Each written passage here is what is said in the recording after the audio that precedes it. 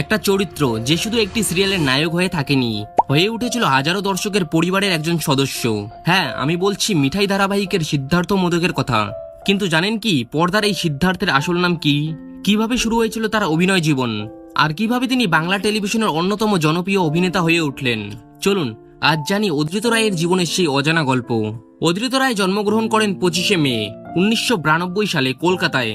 ছোটবেলা থেকেই অভিনয় এবং সঙ্গীত দুটোর প্রতি তার গভীর আগ্রহ ছিল। নিজের স্বপ্নকে বাস্তবে রূপ দেওয়ার লক্ষ্য নিয়ে ধীরে ধীরে বিনোদন জগতে এগিয়ে যেতে শুরু করেন। অভিনয়ের পাশাপাশি গানও তার জীবনে একটি গুরুত্বপূর্ণ অংশ।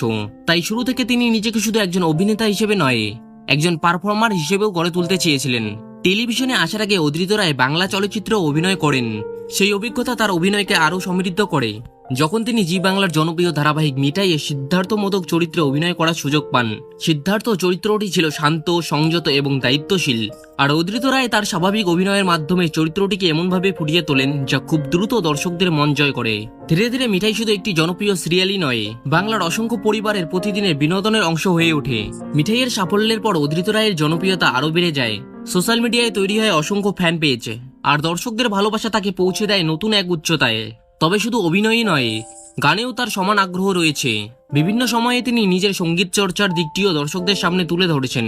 বর্তমানে অদ্রিত নতুন অভিনয় প্রজেক্ট এবং সঙ্গীত চর্চা দুটো নিয়ে ব্যস্ত সময় পার করছেন।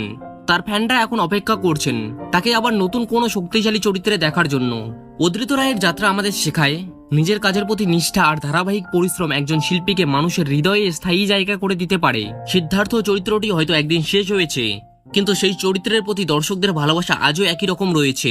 আপনাদের কাছে অদ্রিত রায়ের কোন চরিত্রটি সবচেয়ে প্রিয়, আর মিঠাই ধারাবাহিকের কোন দৃশ্যটি এখনো আপনার মনে গেঁথে আছে? কমেন্টে অবশ্যই জানাবেন। ভিডিওটি ভালো লাগলে লাইক দিন, চ্যানেলটি সাবস্ক্রাইব করুন আর বেল আইকনটি অন করে রাখুন। আবার দেখা হবে নতুন কোনো ভিডিওতে। ততক্ষণ পর্যন্ত ভালো থাকবেন, সুস্থ থাকবেন। ধন্যবাদ।